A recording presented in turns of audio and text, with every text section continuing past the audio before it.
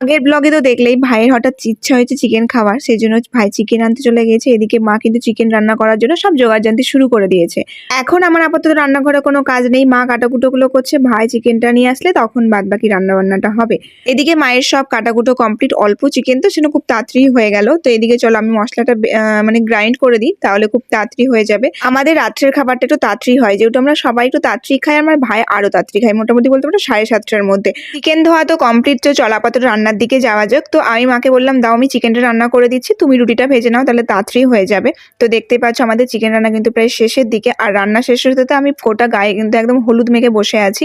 Change করে চলে এসেছে। রান্না শেষ হতে হতে আমাদের কারেন্টও চলে গেছে। আমি এদিকে ফোনের ফ্ল্যাশ জ্বালিয়ে রান্নাটা শেষ করলাম। চিকেন রান্না হয়ে গেছে, আর না খেয়ে থাকা যাবে না। তো চল আপাতত খাওয়া দাওয়া করা যাক। আর তুমি দিন বলো রাত্রি বলো, চিকেনের সাথে আমার রাইস না হলে খুব একটা ভালো লাগে না। রাত্রেবেলায় আমি প্রতিদিন রুটিই খাই, বাট হচ্ছে যেহেতু চিকেন হয়েছে সেই জন্য একটু ভাত নিয়েছি। আর চিকেনটা এত টেস্টি হয়েছিল কি বলবো। তো খাওয়া দাওয়া কমপ্লিট, ডিনারটাও খুব ভালো গেল, তার সাথে স্কিন কেয়ারটা করে নিয়েছি। চলো টাটা।